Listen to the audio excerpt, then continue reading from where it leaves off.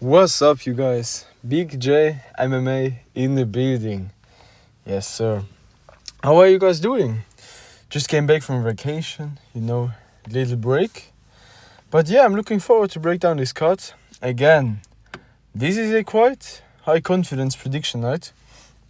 Last card, who was fighting in the main event? I forgot. I went 9-4. On that card, I only got 2 WMMA fights wrong. I got the Deng Ming pick wrong. And obviously, Zhang Ming Yang got slammed out. Sold quite a few of my parlays, but we still made some money. Like, I think the last 5 UFC cards, I made money on those, betting on those. Not a lot, but hey, I still go positive every time I have good predictions. So we look forward to continuing the good streak. And this is quite high confidence. As you can see, the main event, Belal Muhammad against Gabriel Bonfim. This is a great matchup. A 19-1 opponent against Belal Muhammad. We have in the co-main event, Brandon Allen against Edmund Shabazian. Also, random ass fight, but I love the matchmaking. We have Fares Yam against Tom Nolan. Kind of random again. I thought that Fares Yam would get a ranked opponent next, but he's fighting another long and lanky opponent in Tom Nolan. Crazy style matchup. We have Bryce Mitchell against short notice opponent Santiago Luna. We have Ivo Belnowski against Junior Toffa, which will be a barn burn. I'm promising you guys, this fight will be insane. And then some other good fights. Marcus McGee is back, guys. After losing a decision against Peter Yan, Marcus McGee, my boy, is back. And we have some other good fights. But let's get started with the first fight, which is Katlin Souza against Ariane Canelosi. So this fight is actually interesting. We have the mini pitbull in Katlin Souza, who is just moving forward, throwing with power, throwing with intent to hurt, and she has good finishing instincts. But Ariane Canelosi is experienced. She is quite tough, and I don't think that there is gonna hot take. I don't think that there is gonna be a finish in this fight. I just think that this is gonna be a back and forth where Katlin Souza is just slightly going to outdo Ariane Canelosi. And I don't know if you guys know, but Dave, crazy WMMA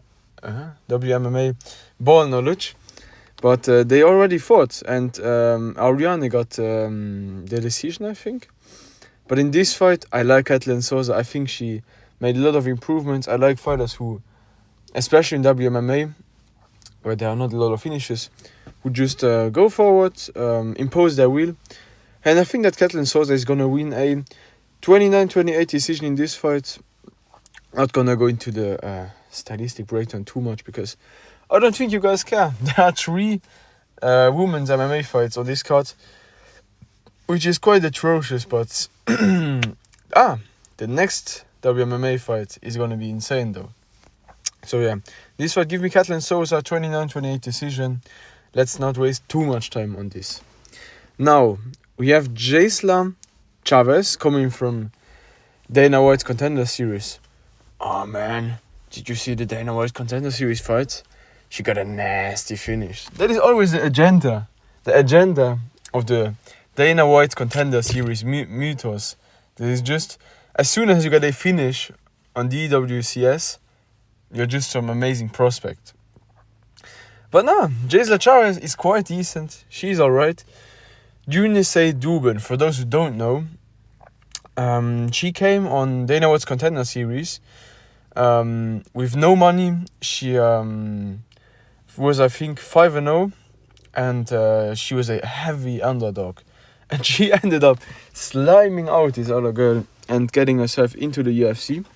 Since joining the UFC, she had 1 fight, and she got finished. I think it was by Carly Judice. I think so, but she got slimed out in the first round, and yeah, she kind of got exposed to not being as good as people think, but she has power. She is dangerous.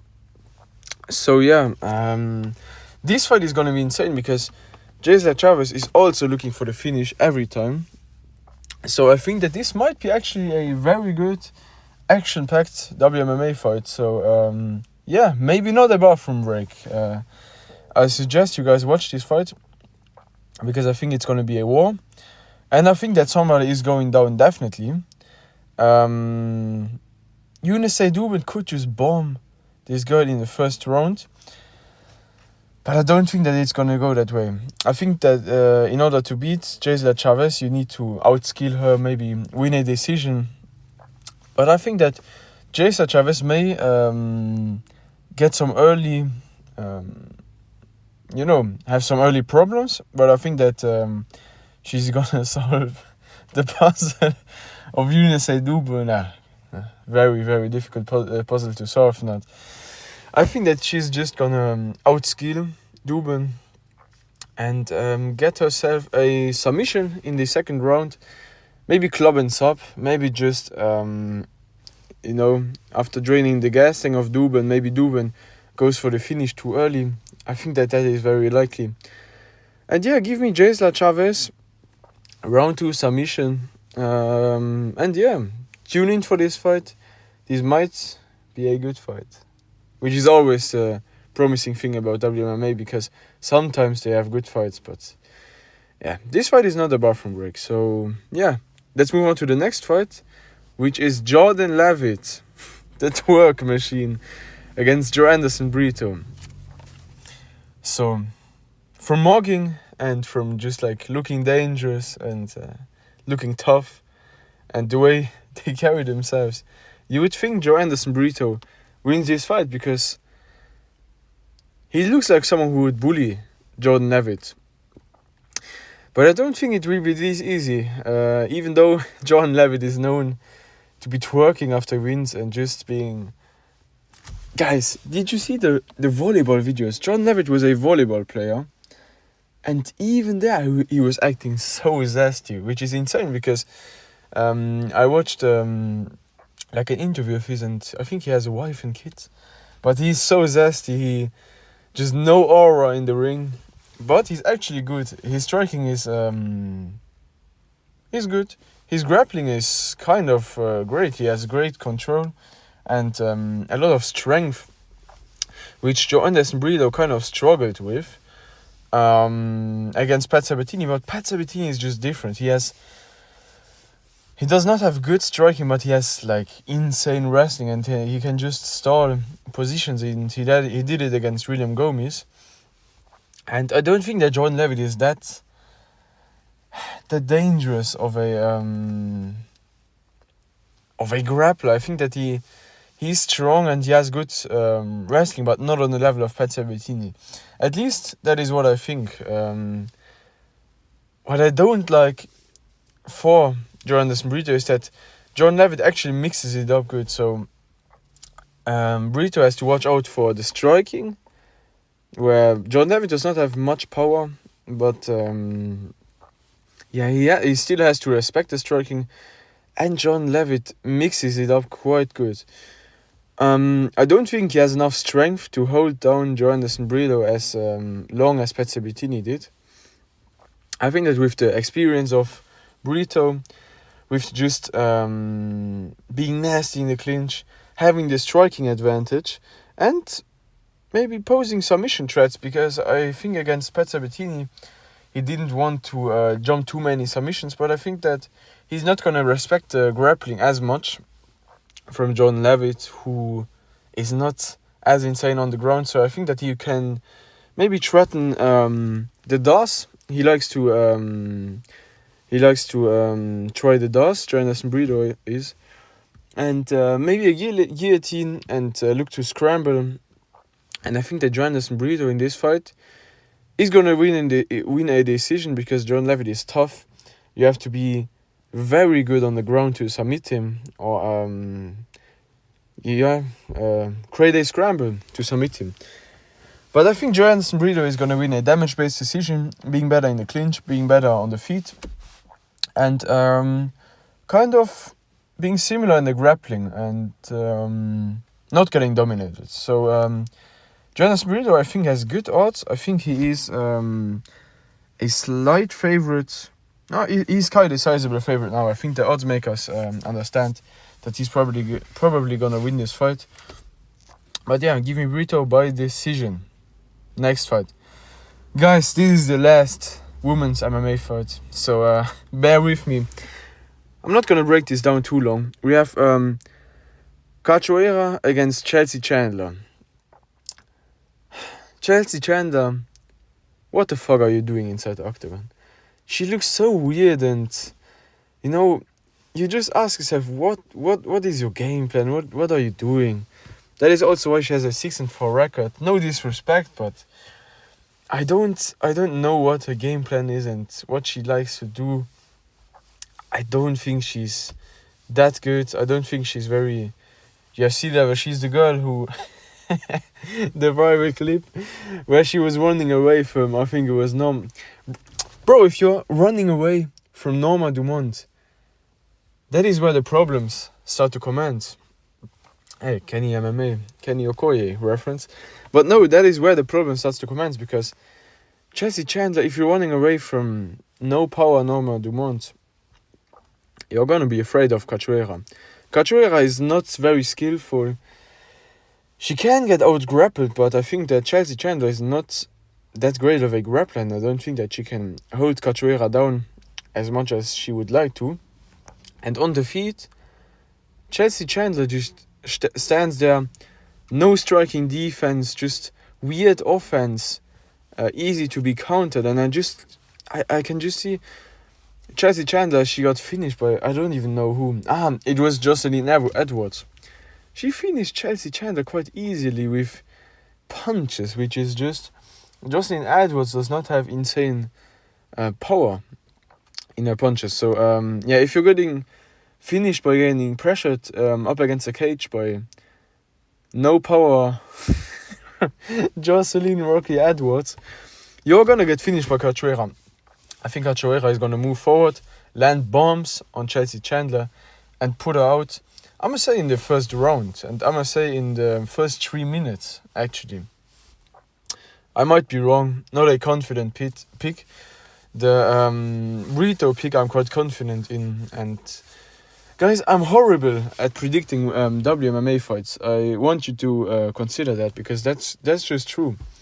On most of the cards, the picks I get wrong are always WMMA.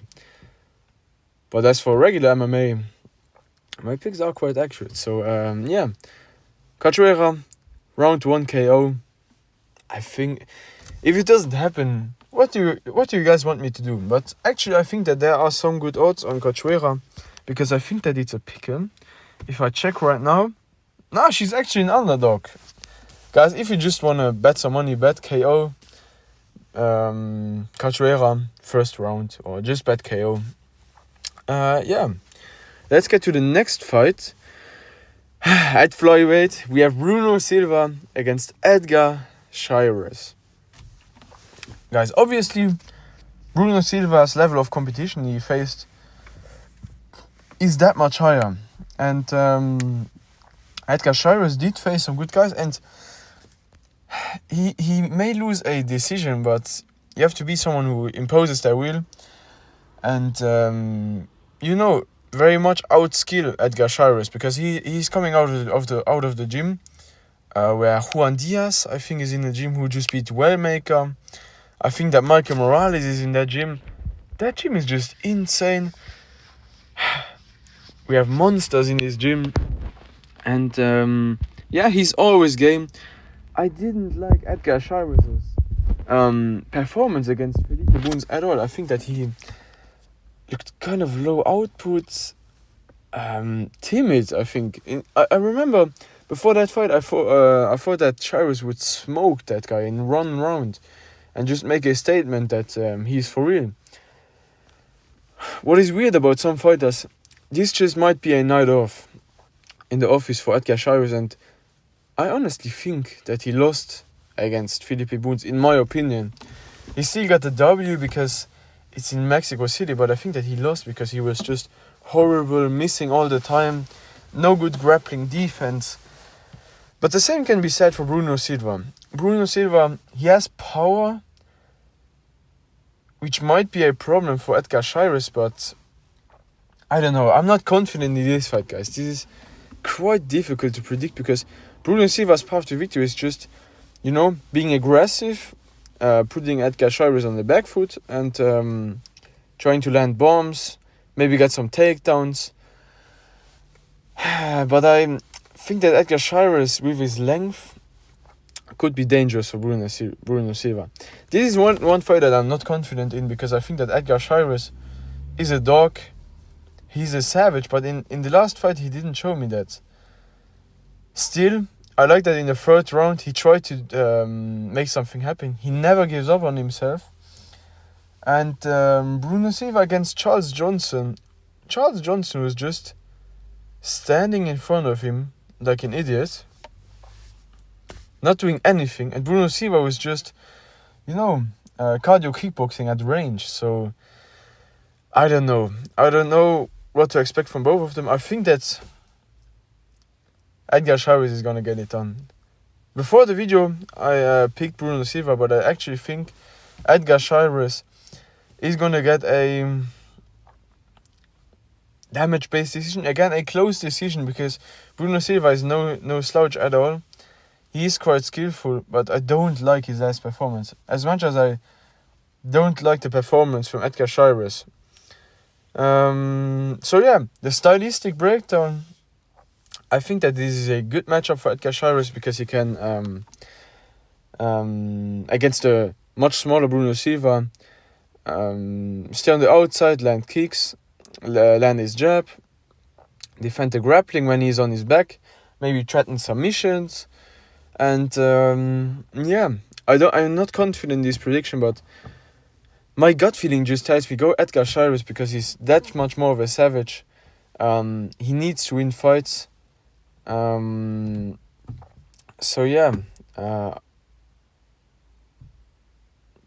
think he's gonna get it done.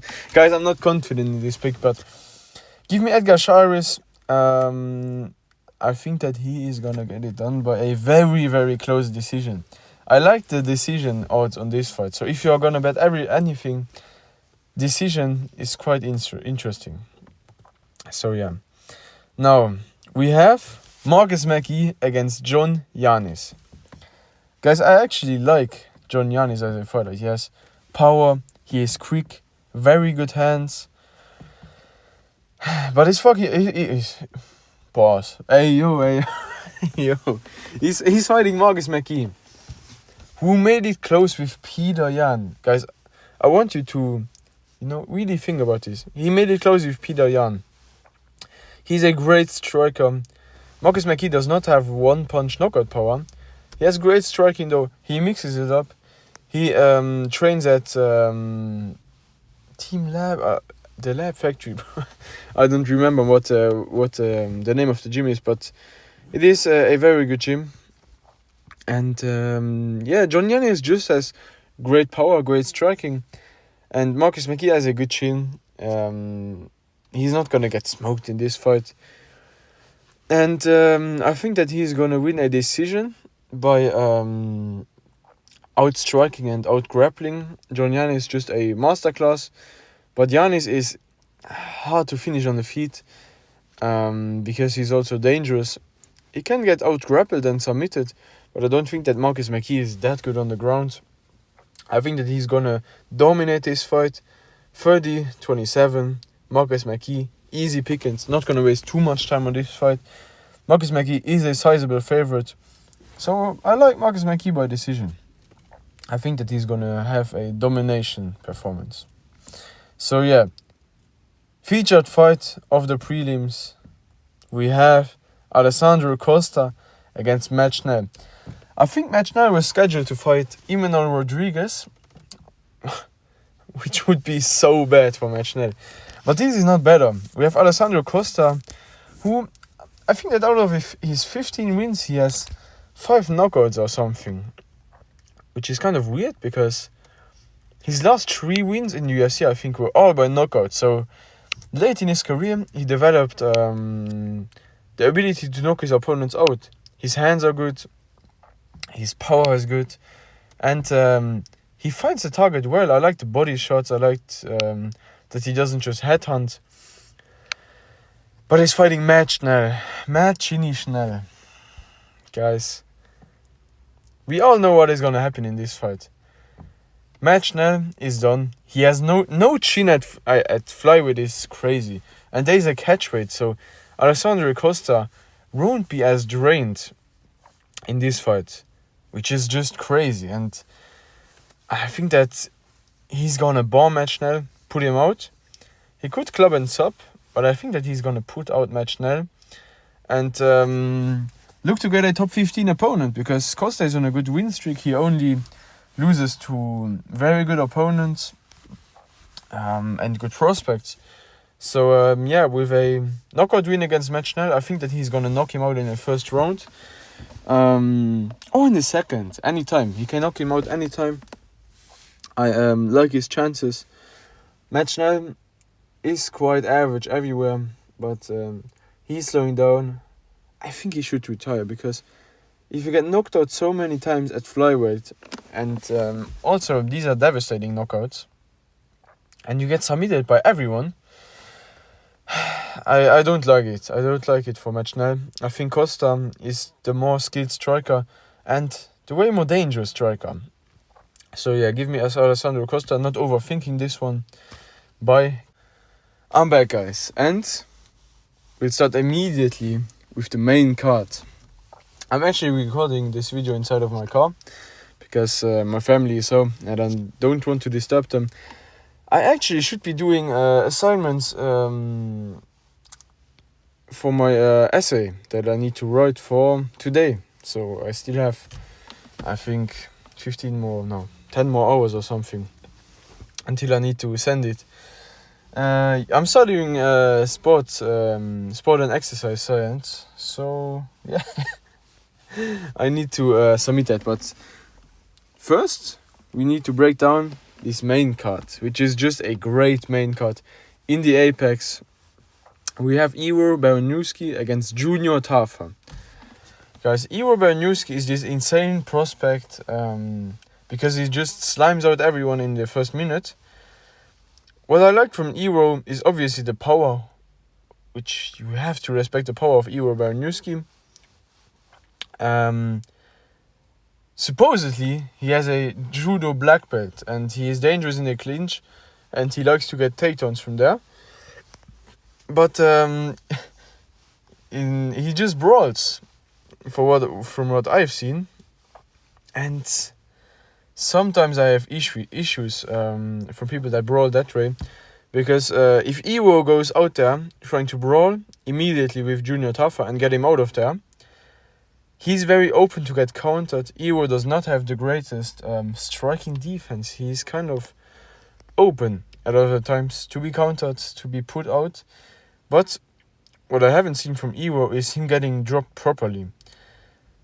If you watch the fight against Ivor Aislan, you think that he got hurt a lot of times, but it was just him getting punched in the back of the head against Ibo as Aislan in an exchange, and he got dropped, but he was never that rocked, in my opinion. I don't think that he was badly hit. It just seemed like he was badly hurt because he was his feet were just kind of not on the ground, and he was kind of wobbly, but I think that it was just from the pressure of Ibo. And I think that the lack of defense from Baranuski actually made it seem like Aislan was hurting him. But I like the chin from Ivor Baranuski, but Junior Tafa is a sniper. He's a glory kickboxer. Don't let that record fool you. Because if Junior Tafa has a good matchup, he can just bomb someone. He bombed Elekana. He bombed the Indian, 7-foot Indian guy who just no chin, chin up in the air, easy to be put out. And I don't like in that fight the amount of people who are picking Junior Tafa, because I saw Bad Time MMA picking Junior Taffa. And honestly, guys, I think that we are just seeing Ivo Baranowski get hit, and we immediately think of the power from Junior Taffa. But I think that if Ivo plays it smart, he's gonna strike for a bit, maybe get bombed one time, but Junior Taffa is not someone who has crazy one-punch knockout power, because he can bomb you, he can put you down, but he does not have the greatest finishing instincts, because he fumbled against... We can't ignore that he fumbled the finish against Tuko Tokos, who does not have the same chin as Ivo, and he also has insanely bad striking defense. So even if Ivo gets bombed in the first round, maybe hurt sometimes, I think that he can recover and can actually win a brawl, because I can't forget that Junior Taffa quits on himself. He has no grappling. The only path for victory is him slamming out a undefeated guy who wins brawls, who has an insane chin, and who is very skilled. So not gonna overthink this too much. He is a quite sizable favorite, and which is why I don't want to bet too much money on him. I will maybe sprinkle some money on him getting a finish, but the odds even for that are very low. So but give me Ivo Baranowski by finish. This is quite dangerous, so I have to admit that. But I don't think Junior Taffa is really elite. So next fight, Bryce Mitchell against Santiago Luna. Guys, I see a lot of people picking Santiago Luna. 21 years old, coming out of Mexico, 2 wins in the UFC already. He has 1 knockout in the first round against Krang Lee. Oh wow, bro! Knockout against Krang Lee, and then he goes to I don't even remember the guy's name. He goes to a decision, wins a very clear decision. I think it was Pacheco or something, which is not that impressive. So Santiago Luna, I think that he's promising. He is taking this fight on short notice, and I think that he has great boxing. He has good power. He has good grappling offense, but I don't know what he will do in this fight, because if you give him, let's say, 8 weeks to prepare against Bryce Mitchell, I think that he can have success. But Bryce Mitchell, who is in there with the best people in the world, he lost to Ilya after. You have to admit it. He held Ilya down for 2 minutes in 1 round. So Bryce Mitchell's grappling is for real.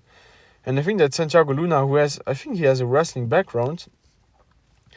Bryce Mitchell gets takedowns from everywhere. He can take you down. He can reverse positions, even if he gets taken down. And on the feet, I think that he has... he got knocked out after fighting Emmett on short notice, which is something that can happen. Josh Emmett can fluke someone from time to time. It happened to be Bryce Mitchell. And Santiago Luna can hurt Bryce Mitchell.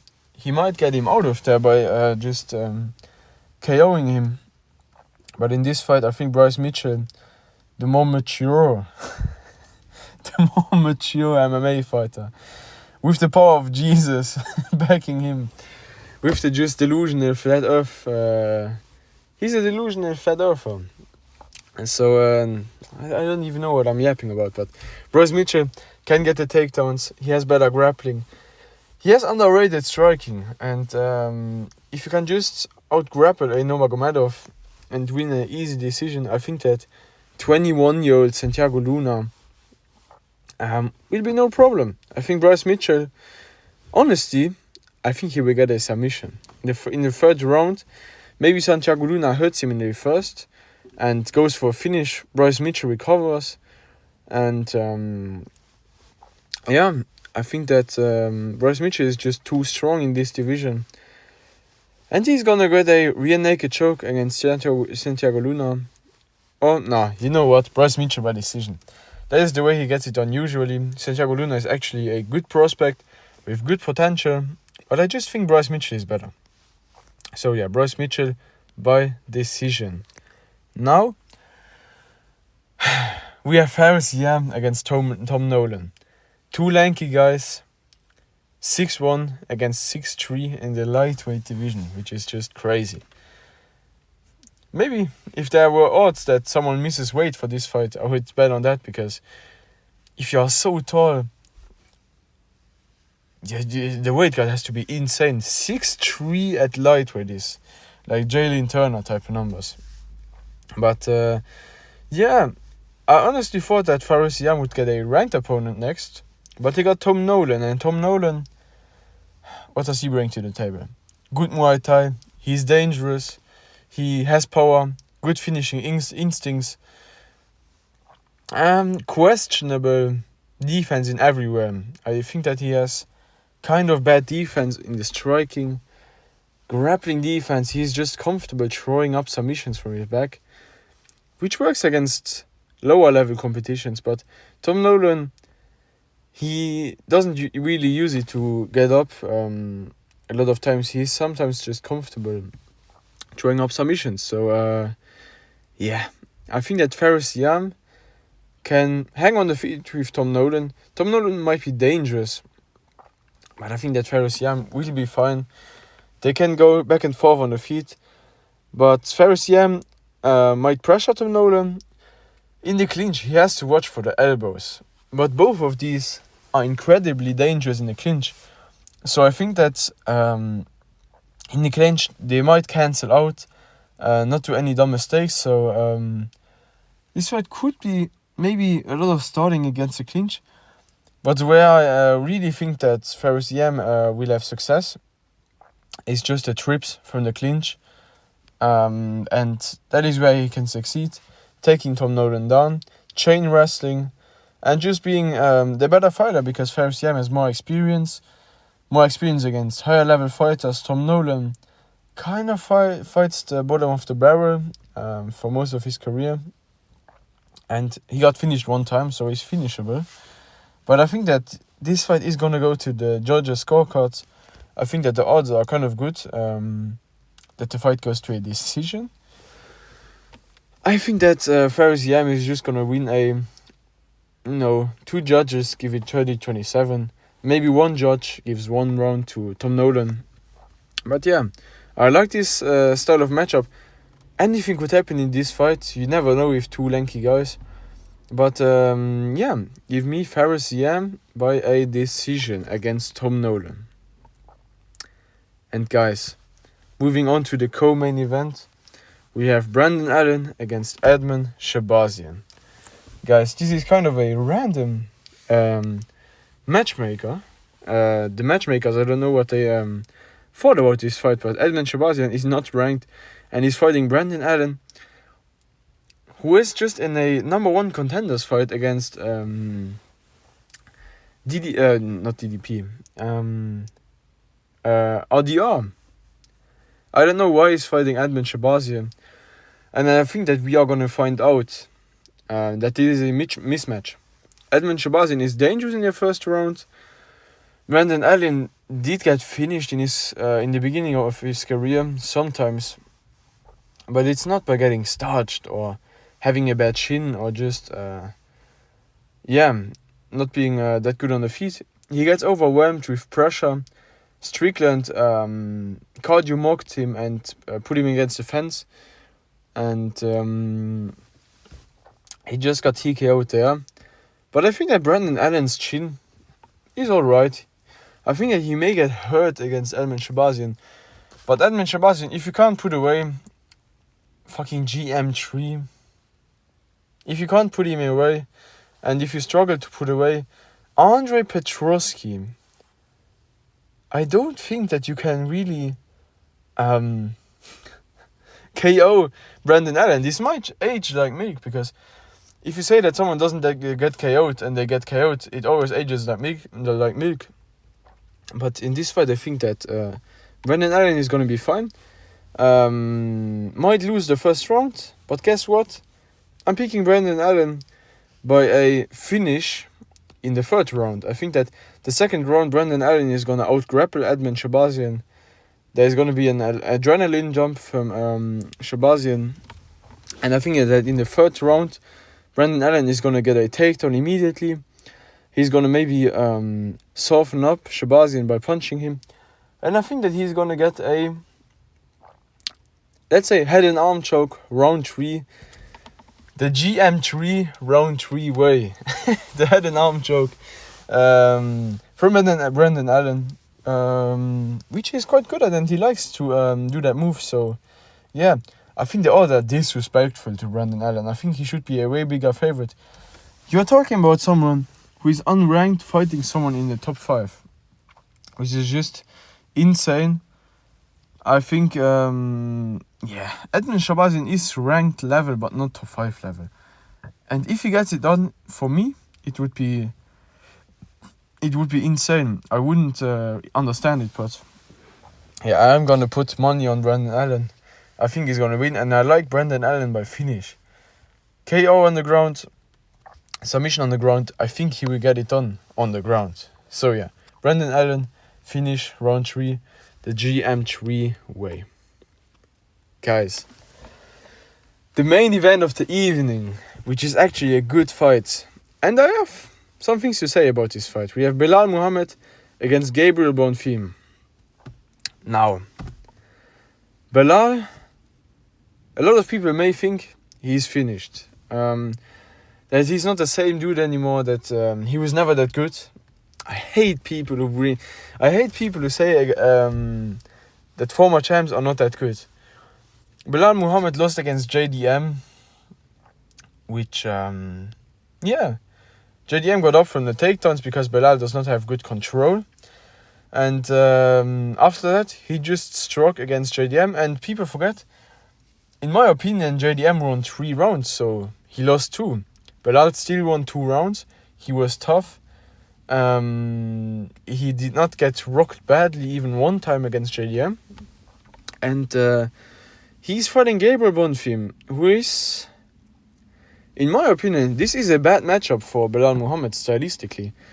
You have a tall guy who has power, who has good leg kicks, who has dangerous submissions if you try to take down your opponent.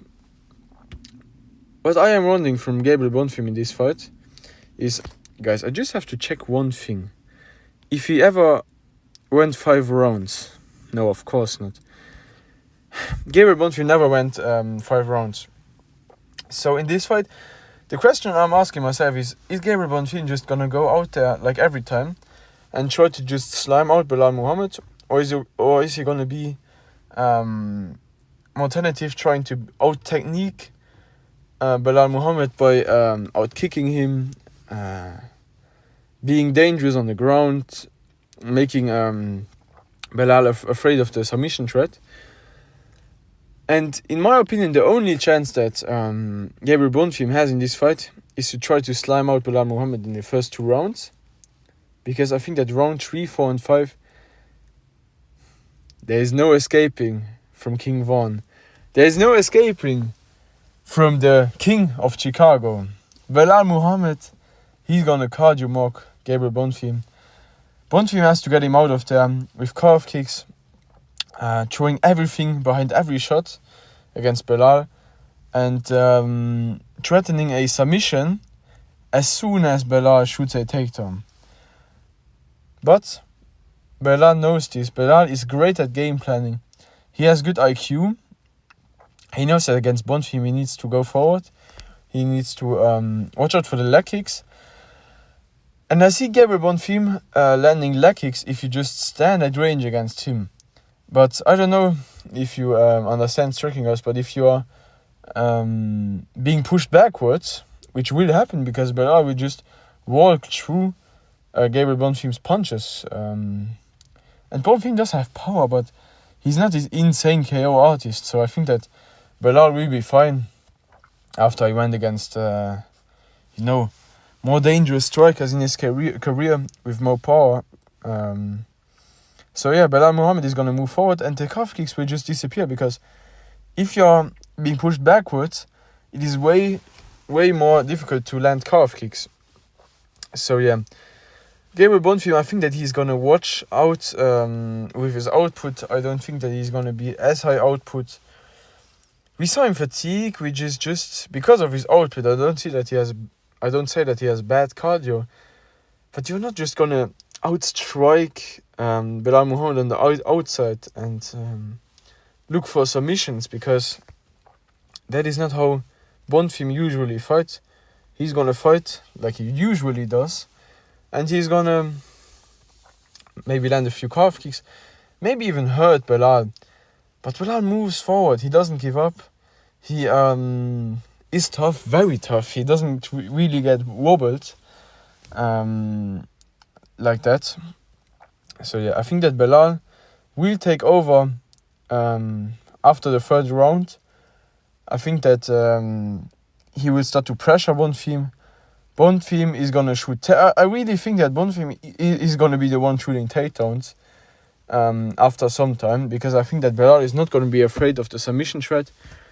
He knows which submissions Bonfim likes, and he knows to just shoot, maybe to clinch with Bonfim, not even to take him down, but to give him the takedown threat in order to open up the striking. Belal is very smart, very educated. This may age like milk again, because I'm picking against a lot of power punchers on this card. But I think that Belal is too smart, too good striking. He has more cardio than Bonfim. He has, honestly, better striking. And he's gonna wear down Bonfim. Give me Belal Muhammad by a round 5 TKO. After some grappling exchanges, Bonfim is gonna be heavy breathing because he has more muscle, he's taller, he's more explosive, so that drains your gas tank faster. And I think that Belal is gonna have a Sean Brady-esque TKO because he has no power. He can just cardio mark Bonfim, and I think that he's gonna give Gabriel Bonfim his second loss in his career. Give me the King of Chicago, Belal Muhammad, by round 5 TKO. But hey guys, I hope you enjoyed this video. These are my predictions. If you want to bet, honestly, for the best odds and the safest picks, the best odds are Belal Muhammad. This is kind of a pick'em, and I don't agree. Brendan Allen should be a bigger favorite, so I suggest you bet on Brendan Allen. Faris Yam, I think that he's gonna win, but his odds are not that great. I don't know if I would bet on Bryce Mitchell, but maybe Bryce Mitchell by decision is are good odds, because Santiago Luna is game. He's not gonna get submitted, I think, in this fight, and Bryce Mitchell is just more educated and a more experienced fighter. So yeah, Santiago Luna's O has got to go.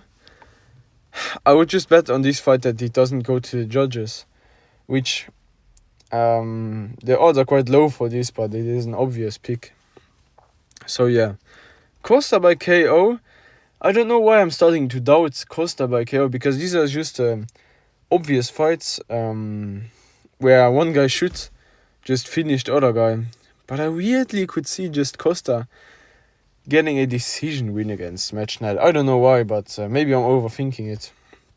But yeah, Costa by finish.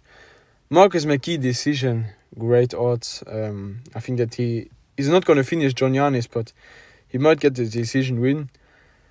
Guys, don't bet on this fight. I don't know what is going to happen. Cachoeira by KO might be good. Brito by decision is... I like this pick. Brito by decision. I think that this is my mythical pick of the card, because the odds for this are, again, good odds. I would not touch this fight. I don't know what is going to happen. And Katlin Sosa against Canelosi. I don't know what is going to happen, but give me Katlin Sosa. So yeah, guys, hope you enjoyed the fights. This Saturday, I will try to watch. As you can see, for my time, it is going to be at 2 a.m. where the main card starts. So I might not watch every fight live. I will try to. But yeah, hope you guys enjoyed. I see you guys in the next one.